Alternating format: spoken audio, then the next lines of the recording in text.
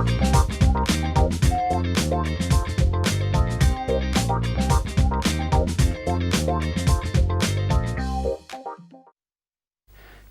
кылык жоруктар менен кейиткен адамга бул түрүң менен инфарктка жеткиресиң го деген сөз бекеринен айтылбайт.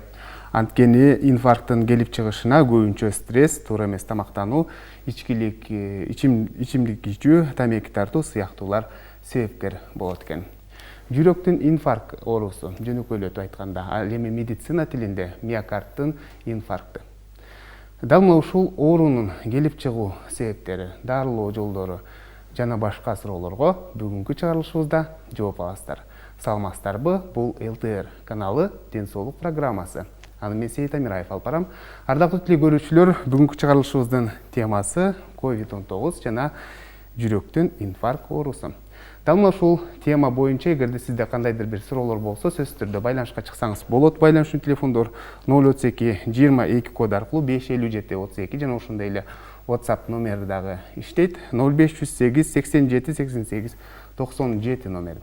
Сиздердин жана биздин суроолорго жооп берүү үчүн студиябызга атайын конок келген. Мен сиздерге тааныштырсам. Өмүрбек Ураимов Алиев Мамат атындагы Ош кардиомедициналык борборунун дарыгер-кардиологу. Саламатсызбы? Студиябызга кош келипсиз. Эң алгач сөз башынан болсун, жүрөктүн инфаркт оорусу, же болбосо миокарддык инфаркт жөнүндө айтып берсеңиз. Жүрөктүн инфаркт оорусу бул өтө көп көздөшкөн оору деп эсептелет. Кардиологиянын эң көп кездешкендеринин бири. Бул мына жүрөктүн кан тамырындагы ичиндеги кан тамырынын ичинде кан уюп калышы, тромб болуп, кан тамыр жабылып, кан жакшы келе албай, ушул жердеги миокард жүрөктүн клеткалары кансыз калып, некроз болуп кеткени ошону жүрөктүн инфаркты деп атайт. Жакшы, жогоруда эмне себептен ушул ооруга кабылат деген азын-оолак айтып кеттим. Сиз адис катары дагы айтып берсеңиз. Негизи бул жүрөктүн инфаркт болушунун себеби атеросклероз деген кан тамырынын оорусу бар. Атеросклероз деген бул мындайча оңоюраак айтканда ушул кан тамырынын ичине май басып, май топтолуп, атеросклероз болуп, ушул кан тамырды, кем кан тамырды ичкертип баштагандыктан кан жакшы ага албай, тромб болуп, мындай кан уюп калат. Бул атеросклероздун себептери мындай анык бир себепти азырынча айта албайт медицина. Бирок кимдерде ошол атеросклероз көбүрөөк кездешет экенин, мындайча айтканда факторы риска деп коет. Кимдерде ошол атеросклероз көп болушун, алар анык. Бул мисалы жашты көбүрөөк болгондордуку, 50-60 жаштагылар көбүрөөк атеросклероз болот. Эркек кишилерде көбүрөөк болот, аял кишилерге караганда. Холестерини көптөрдүкү көбүрөөк болот. Кан басымы жогору болсо, алардыкы дагы атеросклероз көбүрөөк болот. Сахарный диабет деп коет, кан диабети, ал дагы ушул атеросклерозго алып келген себептердин бири деп эсептелинет. Ошого окшогон майлуу тамак, андан сырткары ожирение деп коет. Толуп кетүү, Толуп кетүү. Өзгөчө мына ич жагы толуп кеткендер барбы? Ошолордуку көбүрөөк болот атеросклероз. Эң дагы бир өтө чоң себептердин бири бул тамеки. Тамеки чеккендерде алардыкы инфаркт көбүрөөк болот. Тамеки чеккен мамлекеттерде дагы инфаркт көбүрөөк болот. Жакшы. Бетапка клиникалык мүнөздөмө берсеңиз, кайсыл учурда биз мына ушул сөз кылып жаткан ооруга кабылдым деп адам өзү сезсе болот? Негизи бул инфаркт болгонго чейин көбүнүкү стенокардия деген нерсе болот. Бул алар өздөрү деле көбү билиши мүмкүн. Ушул мисалы кыймыл аракет кылганда кичине ооруп калат. Ошолордуку алар өздөрү көбүнчө билет. 1, 2, 3 жыл, 5 жыл ушундай кичине оорутуп коюшу мүмкүн. Көбүнчө алар кардиологторго кайрылса, ооба сиздики стенокардия экен деп дарыланып жүргөн болот. Ошолордуку эгер инфаркт болсо, алар оңоюраак тааныйт. Мындайча айтканда, буга чейин кичине эле оорутат эле, азыр өтө көп ооруду, 5-10 мүнөт эмес, 1 саат, 2 саат ооруду, катты күйгүздү, ачыштырды, мындай кинжальный деп коет, бычак сайгандай өтө катуу ооруну сезет дагы. Алардыкы мындай көбүнчө жеңилирээк билет өздөрү. Аларда көбүнчө дарылар болот өзүндө. Bunday болгондо эмне кылыш керек экенин алдын ала дарыгерлер аларга айтып түшүндүрүп коет. Бирок кээ бир учурда жаш эле азыркы учурда мисалы 35-30 жашарларда деле болуп атат. Алар эч кандай маалыматы жок болгон үчүн аларда биринчи жолу эгерде инфаркт болуп башталса андай да кечирет, анда оорураак алар көбүнчө билбей деле калышы мүмкүн. Өзүдөрү деле мына мен жаш эле турам го, менде болушу мүмкүн эмес деп ойлойт дагы. Алардыкы өтө катуу билиши мүмкүн. Алар ушул башталганын өздөрү билбей, сезбей калышы деле мүмкүн. Бирок кээ бир учурда инфаркт миокарда мисалы биз айтып атабыз го, катуу оорутат, көкүрөктүн аркасында оорутат, мына колго бериши мүмкүн. Кээ бир учурда алар эч кандай симптом бербей деле инфаркт болуп калышы мүмкүн. Эч кандай алар эми кадимкидей басып жүргөн болот базарда, кийин бир күнү ЭКГ тартканда эле сизде инфаркт болгон экенсиз деп айтышыбыз мүмкүн. Кээ бирде оорунун ордуна мындай адышышка болуп аба жетпеген сезим менен болушу мүмкүн. Ашказан ооруган, тишке дагы берип, ошондой ооруган түрдүү клиникалар, клинический формалары бар, ар түрдүү болушу мүмкүн. Бирок негизги мындай классика деп айтсак, бул көкүрөктүн артындагы катуу оору, ачыштырган, кинжалный деп коет, мындай сайып аткандай сезилиши мүмкүн. Анын убакыты 15 мүнөттөн 30 мүнөттөн көп, анан жардам бербей, андан сырткары оорудан башка дагы мындай холодный липкий пот деп коет, тер басып и оорулуу, андан сырткары көбүнчө мындай стресс болуп, психоэмоциональный возбуждение деп коет. Ошол негизги 3 нерсени байкаса болот инфаркт миокарданы ошол маалда ойлонобуз. Жакшы. Бүгүнкү күндө дүйнө элдеринин түйшөлтүп аткан COVID-19 илдетинин дагы айрым бир белгилери ушул жүрөк оорусуна окшоп кетет экен да. Азыр сиз айтып атсаңызчы, мына ушул эки оорунун айырмачылыгын кантип байкаса болот? Мисалы, кээ бирлер ой жүрөк, көкүрөгүм оорутат деген ушундай суроолорду беришет да бизгечи программага. Ооба. Азыр эми биринчиден ушул COVID-19 болуп атса деле, бул башка оорулар деле, кан басым оорусу, сахар диабети, анан инфаркттар деле мурункудай эле уланып атат. Алар деле күтүп турбайт экен, токтоп калбайт экен. Ал нерсе да болуп атат. Бирок ошондуктан аларды өтө мындай маанилүү болуп, өтө катуу караш керек болуп атат. Инфарктты дагы ошол эле убакта дарылап үлгүрүш керек болуп атат. Андан сырткары мындай экөөсү тең кээ бирки жерлерде окшошуп кеткен нерселер бар. Мисалы, бул ковидте деле кээ бирки учурларда көкүрөк оорутушу мүмкүн. Дем кыстыгат, көкүрөк оорутат. Эгерде оорулуу ага чейин уже ковид экенин билген болсо, анда албетте бул ковидтин симптомдору деп ойлошу мүмкүн. Бирок экөөсүнүн кээ бирки учурларда ушу ковидтин айынан деле, ковид бул жөн эле өпкө эмес, башка органдарды дагы жабыркаатын, ушул миокардтын инфарктына деле алып келиши мүмкүн. Эмне дегенде ковидтин патогенезинде, механизминде тромб пайда болушу дагы бар. Ошого биз кан суюлтуучу берип атпайбызбы? Ошол тромб жүрөктүн кан тамырында пайда болсо, ушул ковидтин айынан деле инфаркт болушу мүмкүн. Демек, адам же болбосо бейтап ошол өзү карап билиш керек экен. Ошого чейин эле кандайдыр бир организмде өзгөрүүлөр болгонун байкаш керек, же болбосо качан башталганын сөзсүз түрдө байкаш керек. Ооба, ковид болуп атабы, болбоду, эгерде көкүрөктө, жүрөк жагында катуу оору пайда болгон болсо, анда бул өтө кооптуу сигнал деп дарыгерлерге кайрылыш керек. Эми ал ЭКГ деген баягы өзүбүздүн кардиологический эмелерибиз бар. Ошолорду карап гана толук айтышыбыз мүмкүн. Бирок өтө кооптуу бир сигнал деп айтса болот.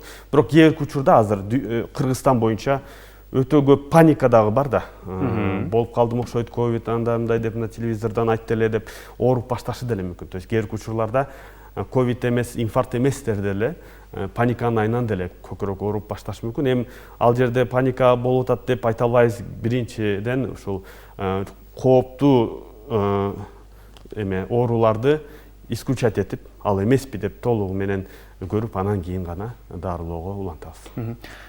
Жогоруда айттыңыз да, ушул соңку убакыттарда дүйнө жүзүндө, анын ичинде Кыргызстанда дагы инфаркт оорусуна кабылгандар көп. Бүгүнкү күндө буга эмне себеп деп билесиз? Анан мына ушул ооруу менен күрөшүп келе жаткан бейтаптар COVID-19 илдетини да кабыл калса алар кандай көтөрөт? Алардын организми күрөшө алабы ушул боюнча?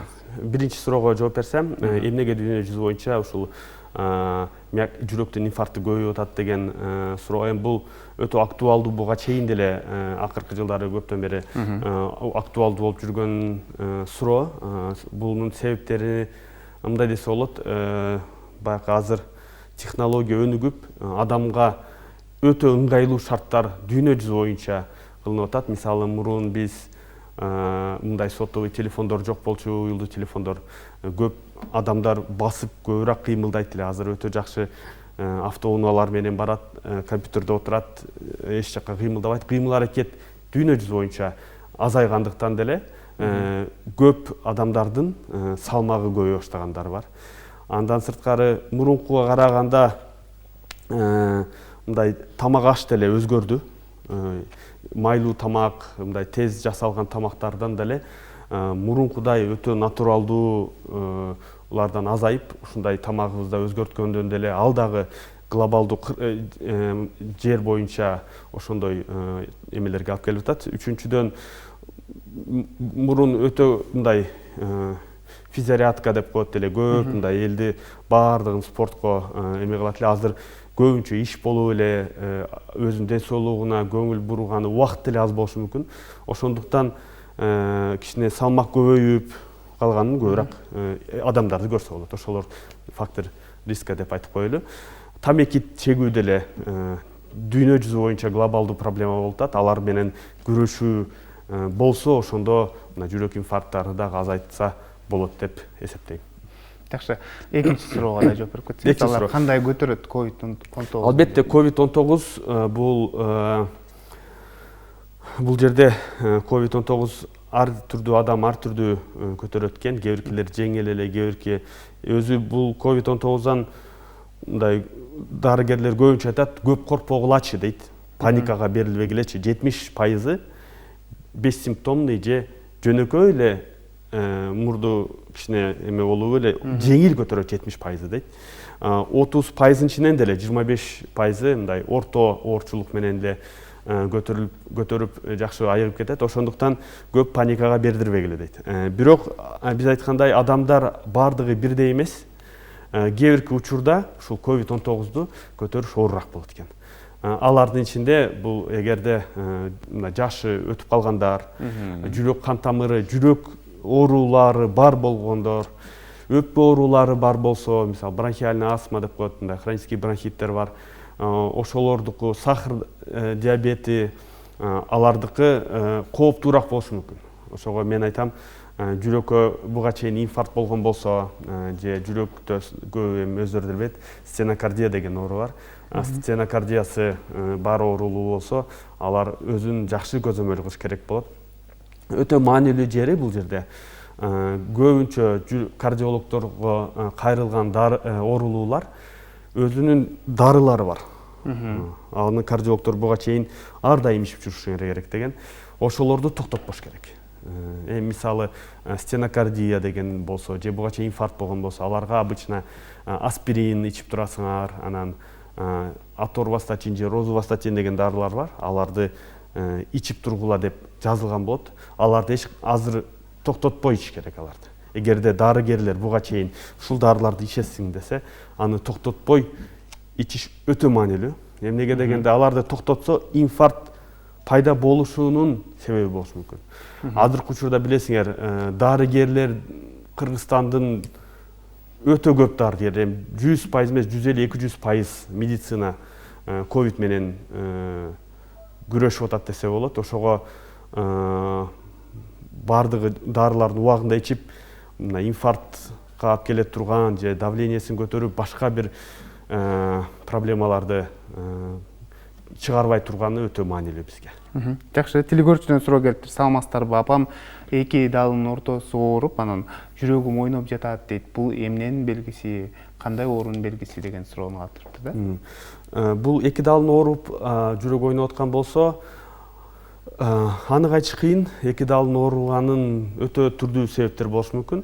Бул неврология дагы болушу мүмкүн. кичине стресстен деле болушу мүмкүн, ковидтен деле ошондой болушу мүмкүн, бирок жүрөк дагы ошол ооруну бериши мүмкүн. Жүрөгүм ойнойт дейт. Жүрөк ойногону бул аритмия деп коебуз биз көбүнчө.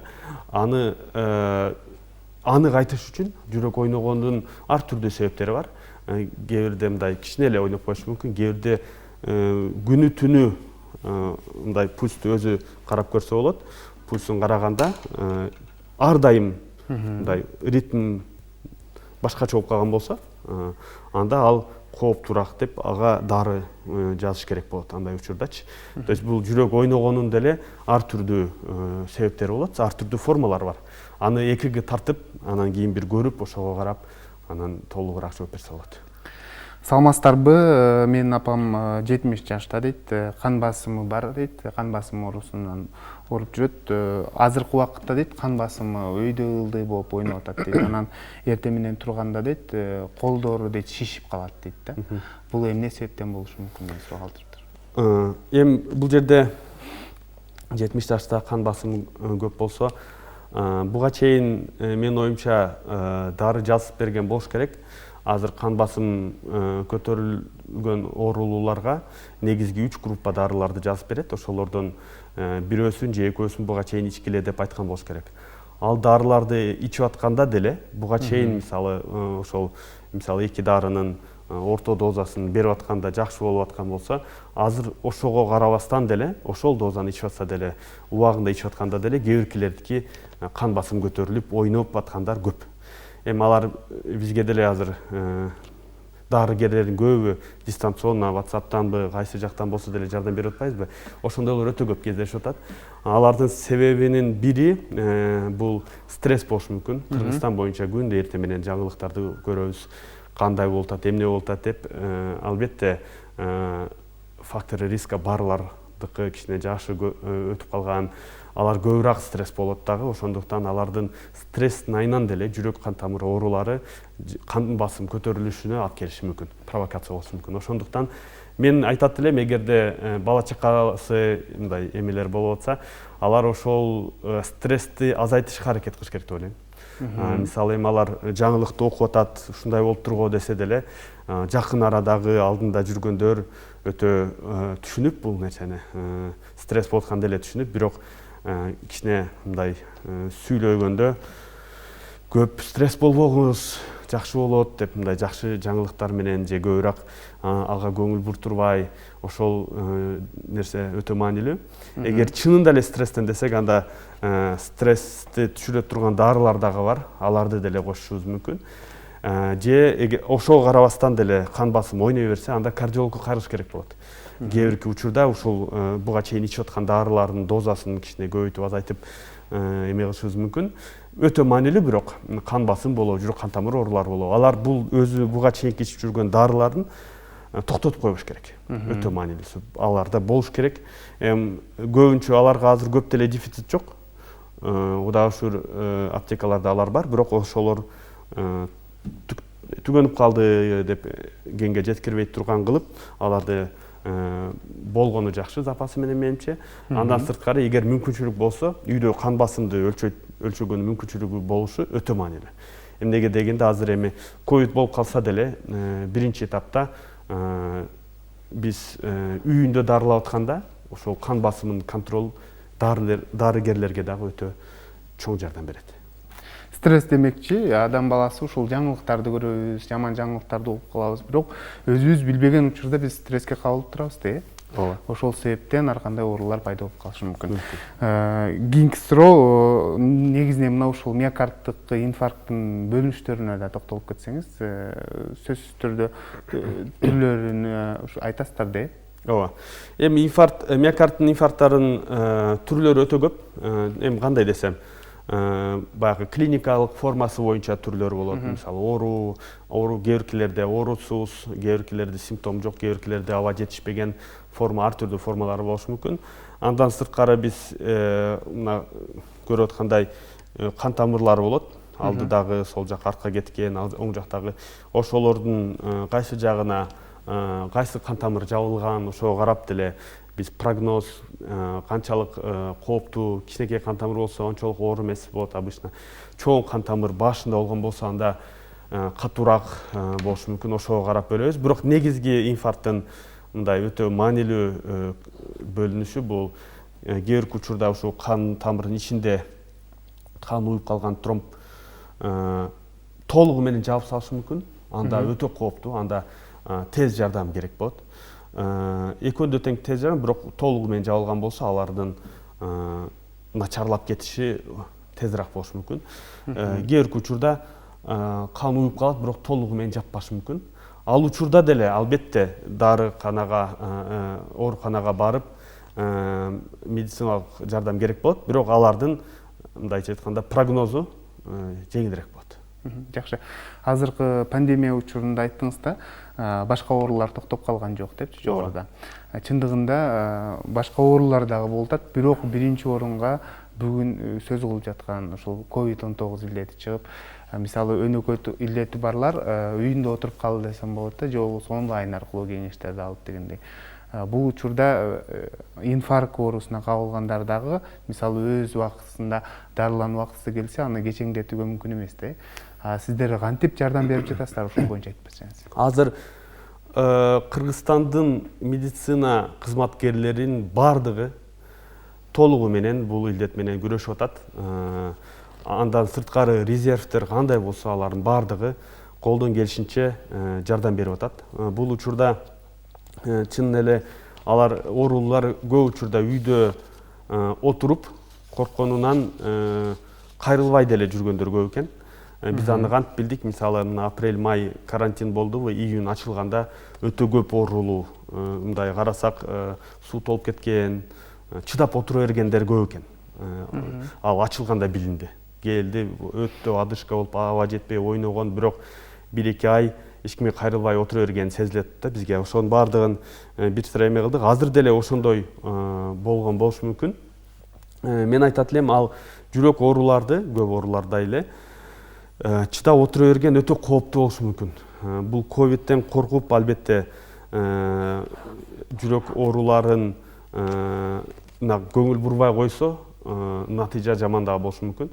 Ошондуктан азыр эми кардиологдор дагы бул илдет менен күрөшүүгө жумшалган. Алар обсервацияда жүрөт, реанимацияларда иштеп атат. Андан сырткары биз онлайн консультациялар бар. Телеграмда, WhatsApp'та ар түрдүү группалар бар. Бири-бирибизге жазып, ЭКГ, рентген бардыгын уже дистанционныйга өтө катуу өттү десек болот. Андан сырткары кээ бирки дарылгерлер Facebook'tan, Instagram'dan өзүнүн телефондорун берип атат, келгиле жардам беребиз деп. Азыр эми мындай дистанционный дарыланууга кардиологдор жактан өтө көп мүмкүнчүлүк бар. Аларга ошентип деле кайрылса, көбүнчө биз ошол телефон аркылуу жардам беришке аракет кылабыз. Өтө маанилүү бул жүрөк оорулар эгерде буга чейин кардиологический мындай дарыланууга кайрылып койгон болсо, алар эгер буга чейинки кагаздары болсо бизге кыйла жеңил болот. Мен көбүнчө мисалы жөнөткүлөчү текшерүүлөрдөн текшерилген мындай выпискалар болот, кагаздар болот. Ошолор буга чейинки болсо деле. Неге дегенде азыр эми кайра бар өт ЭКГ дебешке аракет кылышыбыз керек да. Ооруканалар биринчиден ооруканаларга барыш деле риск. Эгер өтө эле зарыл болбосо барбаганга аракет кылабыз. Лабораториялык мекемелерге да барыш. Ооба, ошого ошондуктан эгерде буга чейинки кагаздары даяр болсо, олорду даярдап бир жактан табып, эгер консультация кыла турган болсо, мындан сурап калышы мүмкүн деп менимче бардыгы ошентип коюп алган. Кыйла жеңил болот дарыгерлерге. Алар болбосо айла жок, анда бир мындай лабораторияга бар, мынага бар, бир аныктайлы деп өзүнчө рискке дагы башка туру келет. Жакшы. Телегөрчүдөн суроо келиптир. Саламатсыздарбы? Дарыгер дейт, жүрөктүн бир клапаны жакшы иштебейт деп диагноз койгон дейт. Анан бир аз жүрсөм дейт, энтигип калам дейт, демим кыстыгат дейт да. Эмне кылсам болот? Ушинтип жүрө берсем болобу, же болбосо организмге кандайдыр бир доо кетип калышы мүмкүнбү деген суроо калыптыр. Эми жүрөктө 4 клапан болот. Алардын эми бул жерде баягы жашы кайсынысы экенин айтыш кыйын болуп атат, бирок эгерде аба жетпей кыйналып аткан болсо, көбүнчө ошол сол жактагы 2 клапандан болот. Митральный клапан деп коет. Ошого көбүрөөк окшошуп атат. Ошол митральный клапан болгондо адышка көбүрөөк болот эле. Эгер ал клапан начар иштеп аткан болсо, же жабыла албаган болсо, же ачыла албай калган болушу мүмкүн. Андай учурларда кан өпкөдөн жакшы кете албай, өпкөдө калат дагы. Ошондуктан алар ушундай аба жетпегендей сезим болушу мүмкүн. Мен эмне дейт элем, азыр көбүнчө медицина операция болобу, эме болобу, только экстренный керек болсо гана кыла турган болуп атабыз. Мына илдеттин айынан көбүркү күтө албай турган ооруларды албетте биз кылабыз. Бирок бул учурда көрүш керек. Эгерде мисалы 5-6 жылдан бери жакшы эле жүргөн болсо, азыр 1-2-3 ай эч кандай нерсени чечпей турган болсо, анда буну дарылоо жөнүндө боюнча улантыш керек болот. Эгерде кайсы түр экенин, кайсы клапан экенин билип гана, анан кийин эмне кылышты анык айтса болот. Ансыз өтө оор. Мына ушул жүрөктүн инфаркт оорусунда дагы жөнөкөй дары дармек менен сакайтса болот, жана ошондой эле операция жолу менен дарылайсыздар да. Мисалы кээ бир инсандарга мисалы ушул инфарктка калып калыпсың, операция жасаш керек дегенде, мисалы кээ бирлер көңүл бурбайт, кээ бирлер болсо акча каражаттын жетишсиздигинен ушундай жүрө беришет да. Бул кооптуу эмеспи деген суроону бергим келди. Ооба. Эми бул жерде мен айткандай, жүрөк кан тамырларынын ишкергенинен болуп атат да. Ошондуктан эгерде мисалы мындай кичинекей эле кан тамырдын бир веточкасы дейле, ошол жерде ишкерген болсо, анда дары менен эле улантса болот. Ал жакта эч кандай стенд да коюлбайт, операция да кылынбайт. Бул веточка болгон болсо, анда дарынын деле күчү операциялардан жакшы болуп калат. Биз операцияны качан айтабыз? Эгерде магистралдуу өтө чоң кан тамырлар башында, андан сырткары бир эле кан тамыр эмес, 2-3 кан тамыр болсо, ошол учурларда негизинен операция сунушталынат. Эгерде бир кан тамыр өтө маанилүү жерден болсо, мындай инфаркт болуп аткан болсо, анда стенд деген процедуралар бар. Алар мындай көкүрөктү кеспей, наркоз кылбай эле бут аркылуу кирип 5-10 мүнөттө бүтө турган нерсе. Ал өтө эффективдүү дарылоого кирет ал дагы. Ошондой сунушталынат. Эгерде мисалы операция кылыш керек деген болсо, 3-4 кан тамыры ичкерип калган болсо, операция дегенде операциядан кылбай жүрүш өтө кооптуу болуп калат. Эмнеге дегенде, азыр жакшы жүрүнгөн менен 3-4 кан тамыр ичкерип турган болсо, 1-2-өсү жабыла турган болсо, ал өтө кооптуу, өтө чоң инфарктка алып келет дагы. Анда инфаркттарда ооруканага барганда деле дарылоо түрү менен сактап калыш шансы азая баштайт. Ошондуктан биз аны алдын алып, кийинки инфарктыңыз өтө кооптуу болуп калышы мүмкүн деп, көбүнчө ошол учурларда операция кылалы же стенд коелу дегенде сунуш кылынат. Жакшы, маегибизге бир аз тыныгуу жарыялап, кезекти видео роликке берсек, андан соң кайрадан жолугушабыз.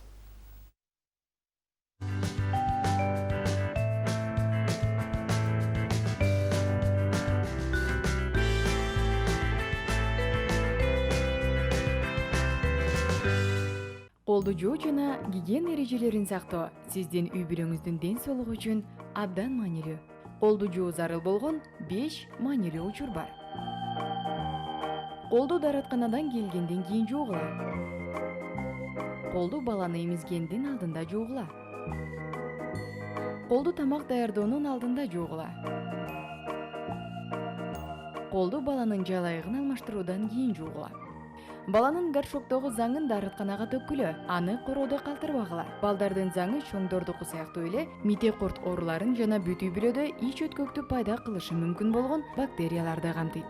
Оору аш болумдуу заттардын жетишсиздигине алып келиши жана баланын өсүп өнүгүүсүнө терс таасирин тийгизиши мүмкүн. Колду мал менен байланыштан кийин жуугула. Колду жууп туруу ич өткөк жана гельминттерди жуктуруп алуу сыяктуу ооруларга бөгөт коет. Колду жуу 30 секундтан кем эмес убакыт алат. Кол жууганга 5 маанилүү учурда 30 секунд жумшагыла. Сизге талап кылынган убакытты сактоо колду жуу тууралуу ырды окуу жардам бере алат. Колду самындап жуу теридеги кирди жана бактерияларды жок кылат. Тамак даярдоонун алдында, баланы тамактандыруунун алдында, даратканага барып келгенден кийин, баланын жалайыгын алмаштыргандан кийин, үй жаныбарлары менен байланыштан кийин, сиздин ден соолугуңуз жана сиздин жакындарыңыздын ден соолугу абдан маанилүү. Дени сактоо биздин жалпы милдетибиз.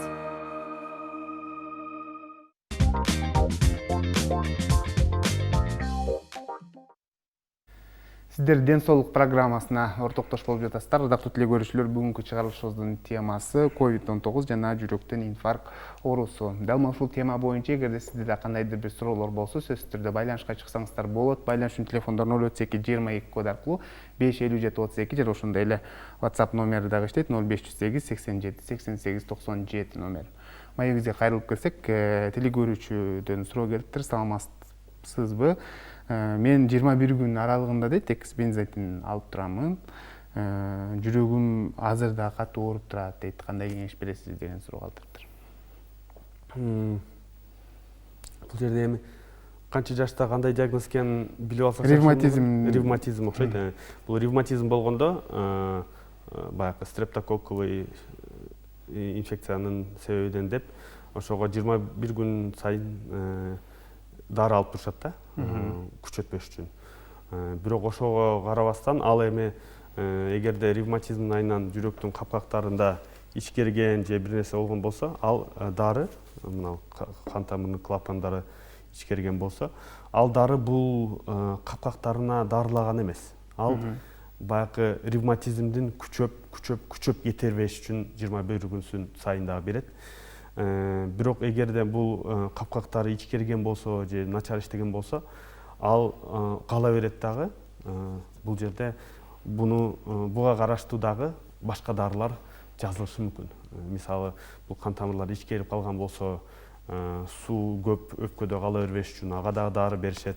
Эгерде бул жакшы жабылбай калган болсо, жүрөк кеңейип чоңоюп кетпеш үчүн дагы башка бир дарыларды кошумча берилет. Бул 21 күн сайын ичкен дарысы, укол кылган дары, ал ушул ревматизмдин негизги ошол себеп алып келген ревматизмдин күчөп кетпеш үчүн аларга ошондой башкача дары берилет.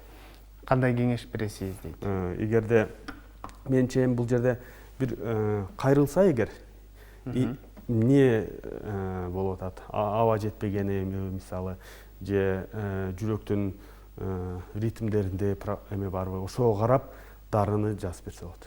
Жакшы, телефон номериңизди айтып койсоңуз болот, балким онлайн аркылуу кеңеш бересизби? Азыр эмеде эле, Instagram же Facebooktан жеңилирээк болмок. Ураимов Өмүрбек деп жаза турган болсо, Ураимов Өмүрбек деп жазса, ошол жактан азыр телефон аркылуу өтө көп болуп да аралашып кетип атат. Ошондой кылсак, кайрылса, албетте жардам беребиз. Социалдык тармактарда, Facebook же Instagram аркылуу Ураимов Өмүрбек деп туруп, ошол жерден жазсаңыздар, сөзсүз түрдө жооп берет. Жакшы, мына ушул инфаркт оорусун дарылоо жөнүндө сүйлөшсөк, дарылоо кандай жүрөт? Жогоруда азын аулак айттыңыз, дагы кенен айтып берсеңиз. Дагы кенен айтып берейин. Жүрөктүн инфаркты болгондо, жүрөктүн кан тамыры ичинде биз айткандай кан уюп калган. Ошол негизги себеп болуп атат. Бул жерде дарылоосун 3кө бөлөбүз. Биринчиси дары менен дарылоо. Экинчиси инвазивдүү деп коет. Ал кан тамырдын ичине кирип, аны ачышка аракет кылуу. Үчүнчүсү бул кан тамырлардын ичине кирип, өтө көп кан тамыр болгон болсо, анда ал операция сунушталат. Негизинен мындай острый инфаркт болсо, өтө курч болгон болсо, анда операция негизги дарылоо жолу эмес болуп калат. Анда стент же дары экөөсү алдыраакка чыгат. Мындай негизги ушул экөөсү болуп чыгат. Операция мындай өтө эле кээ бирки учурлары болбосо, а так негизи ушул экөөнүн дарыларын эми бул жүрөктүн инфаркты болгон болсо, бул үйдө дарылай турган нерсе эмес. Бул албетте өтө кооптуу болгондуктан стационарда кылыш керек болот. Эмнеге дегенде, бул инфаркт, жүрөк инфарктынын баягы өлүмгө алып келген себептердин бири өтө көп болгону бул нарушение ритма деп коет. Жүрөктүн ритми бузулуп калышы мүмкүн. Аны больницада болсо, ал жерде дарыгердин алдында болсо, алардын албетте нарушение ритма болгондо эмне кылыш керек экенин билет. Үйдө өзүн өзү дарылоо өтө кооптуу, андай кылынбайт. Азыр инфаркт болгон учурда ооруканага барыш керек дагы. Ал жакта эми канды суйлта турган дарылар берет негизинен. Андан сырткары канды суйлткандан сырткары деле ар түрдүү эмелер, дарылар бар. бул шансты көбөйтөт турган ошол дарыларды уже ооруканада бериш керек болот. Жогоруда айттыңыз да, COVID-19 илдети дагы жүрөктүн инфарктына алып келиши мүмкүн деп.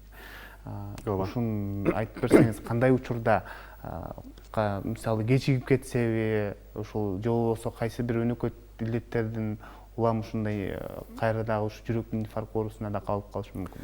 Эми COVID-19 боюнча өтө көп изилдөөлөр болуп атат. Бир жагынан бул вирус медицина үчүн жаңы болгондуктан кээ бир суроолорго биз анык жооп бере албашыбыз мүмкүн. Бирок бизге белгилүү болгондой эле азыр эми дарыгерлер эмес, элдердин баардыгы эле билип калды окшойт. Бул ковид болгондо кан уюп калышы мүмкүн экен деп.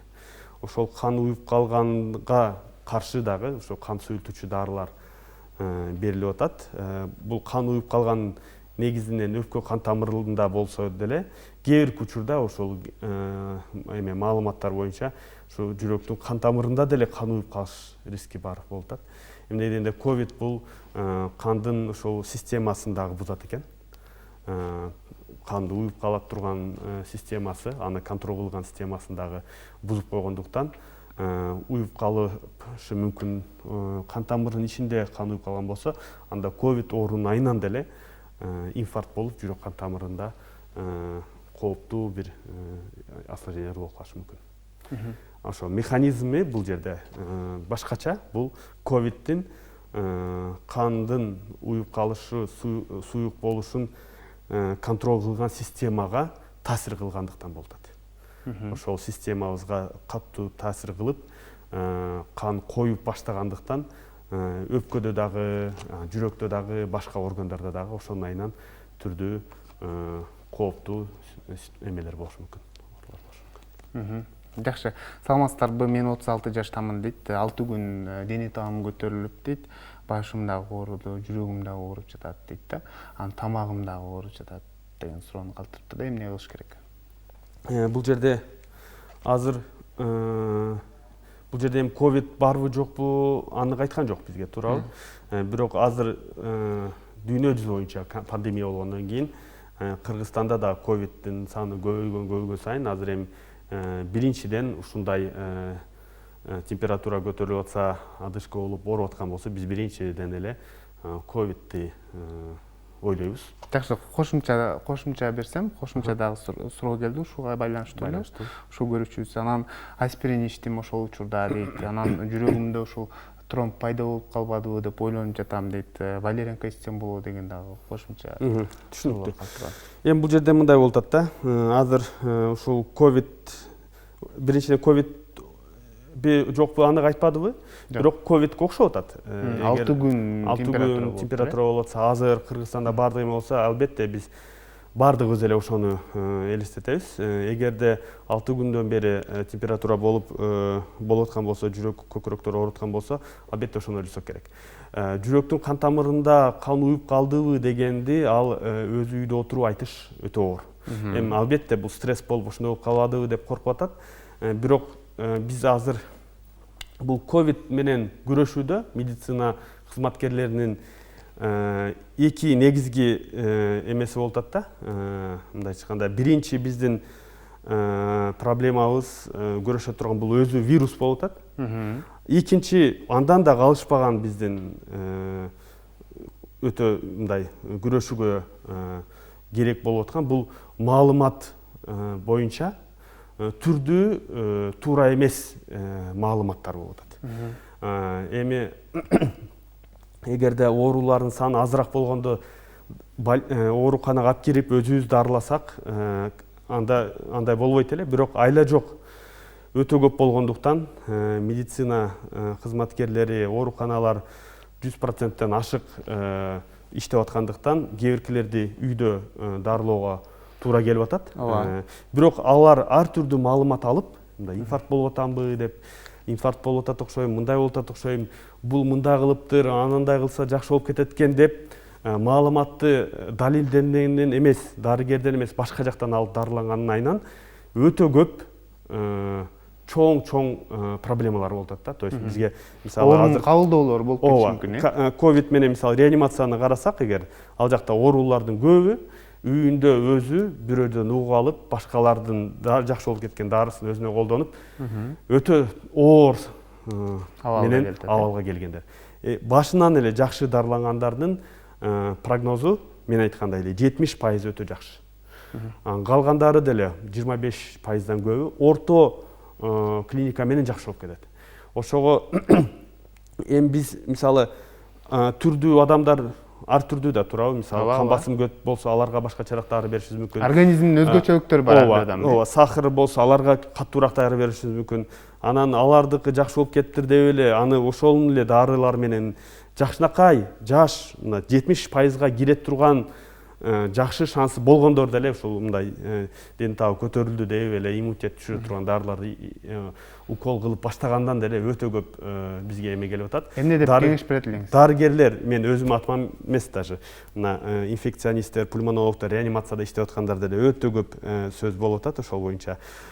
Чоң сураныштын бири өзүңөр билип башкалардын дарыларын алып, дарыгерлерден кеңешпей иммунитет түшүрө турган химический смеси, өтө антибиотиктерди дарыгерлер үйүндө деле азыр жазып баштады. Бирок аларды укпай өзү билди антибиотиктерди үйдө отуруп ичкен өтө чоң бизге проблема жаратып атат. Реанимацияга түшүп калгандардын көбү ошолордон да болуп атат. Эмнеге дегенде эгерде оорулуу үйдө өзү иммунитетин түшүрө турган дарылардан өтө көп ичсе, анда реанимациядагы дарыгерлердин күчү аз болуп калат. Экинчи ошол антибиотиктер боюнча айтып атабыз. Өтө күчтүү антибиотиктерди, бул жерде вирус болуп атса, бактерия болсо керек, өтө күчтүү антибиотиктерди ичип анан реанимацияга келип турган болсо, реанимациядагы иштеген врачтардын, дарыгерлердин мындай запасной, резервный антибиотик калбай калат экен. Эмнеге дегенде бул оорулуу уже өтө күчтүү антибиотиктерди ичтиби, биз андан күчтүүсүн бере албайбыз. Ошондуктан өзүнүн мындай айтканда эме поколение деп коет, биринчи, экинчи, үчүнчү, төртүнчү сразу төрттөрдү кылбай, экинчи, второй поколение ошол ыңдайраак, жөнөкөйрөөк антибиотиктен башташ керек дагы үйдө болсо. Аны дагы дарыгер айтканда гана кылыш керек болот. Ошону кылгандан кийин жакшы болбой, начарлап больницага түшүп калса деле, дарыгерлердин өзүнүн резерв запастары болот дагы. Андай болсо, даже мен айткандай ошол 30%-ын деле 25% орто оорундук менен чыгып кетип атпайбы ошондой болсо. Ошого самолечение, мындай үйдө лечение кылганын дарыгер менен кеңешип кылса, анда өтө жакшы. Эгерде азыр эми маалымат, мен айткандай, мындай бизге ковидтен көрө ошол маалымат проблемасы көп болуп атат деп атпаймынбы? Эгерде Instagram, Facebook'та мен жакшы болуп кеттим, мынандай иштим эле, же азыр толтура эме бар, мындай назначение. Ковид болсоңар мынаны кылгыла деп WhatsApp'тан ар жактан келип атат. Мындай түшүнүш керек да, ар бир адам бирдей эмес. Канча адам болсо ар бир башкача. Кээ биз дарыгерлерге кайрылганда биз мисалы ашказанында язвасы барбы, кан басымы барбы, буга чейин инфаркт болгонбу, өпкөдө кандай эмеси бар, буга чейинки ар бир адамдыкы башкача болгондуктан ар бирине индивидуалдуу дарылар жазылат. Ошол кээ биркилердин дарылары башкага туш келбей калышы мүмкүн. Ошондуктан ушул баягы текшерилбеген маалымат менен дарылануу биз үчүн өтө чоң проблема. Бул инфаркт болобу, үйдө өзү болбойт. Ковид болсо деле дарыгерлер азыр ар түрдүү жактан жардам беришке аракет кылып атат. Социалдык тармактардан деле телеграм каналдар бар, дарыгерлер жардам берип тургандар. Кайрылсаңар алар биз деле өтө ушу үйүндө деле жакшы туура дарыгер дарылоого аракет кылып атабыз. Үйүндө жакшы дарыланса бизге дагы өтө көп күч келбей жакшы айып кетет. Ошол паниканы азайтсак, туура эмес маалыматтарды кээ бир адамдар туура эмес маалыматты өздөрү деле билбей бөлүшүп коюп атат. Ал дагы бизге кыйла зыян келтирет.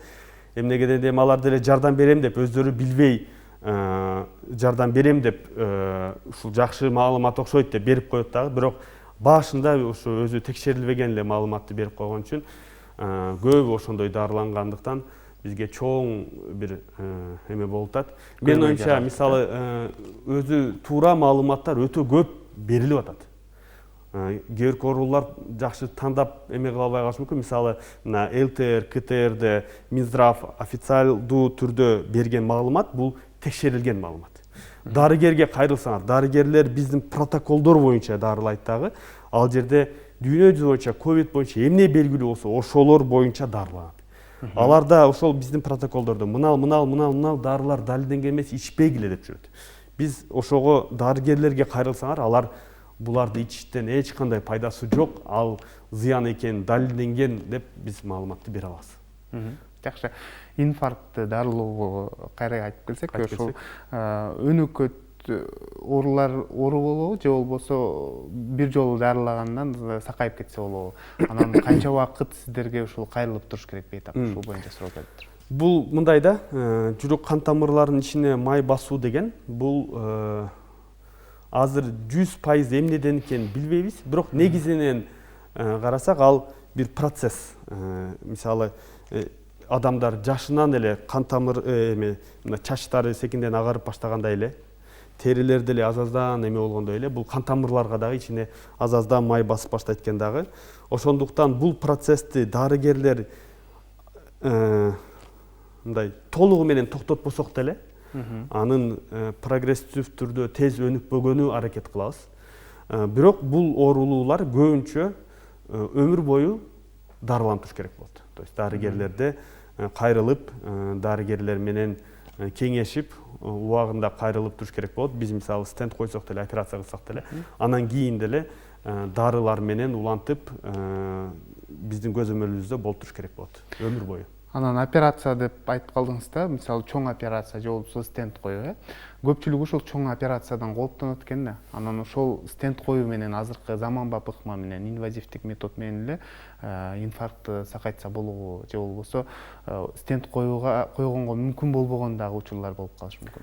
Албетте, биз эми көп жолу айттык бүгүн, ар бир адам ар түрдүү. Ошого карата бул жерде стенд менен операция кайсынысын керек экенин көбүнчө дарыгер өзү айтат. Эмнеге дегенде биз айтып атпайбызбы, эгерде мисалы бир эле кан тамыр стендке ыңгайлуу бир жерде болгон болсо, анда стенд эле коебуз. Биз өзүбүз деле операция кылыш керек деп айтпай эле стенд менен эле бүтүрүп коюшубуз мүмкүн. Кээ бир учурда стендсиз деле дары менен эле улантып кете турган болуп чыгышы мүмкүн. Бирок ал жерде кайсы учурда кандай кылышын бул медициналык өтө көп изилдөөлөр болгон дагы биздин өзүбүздүн бир рекомендацияларыбыз бар.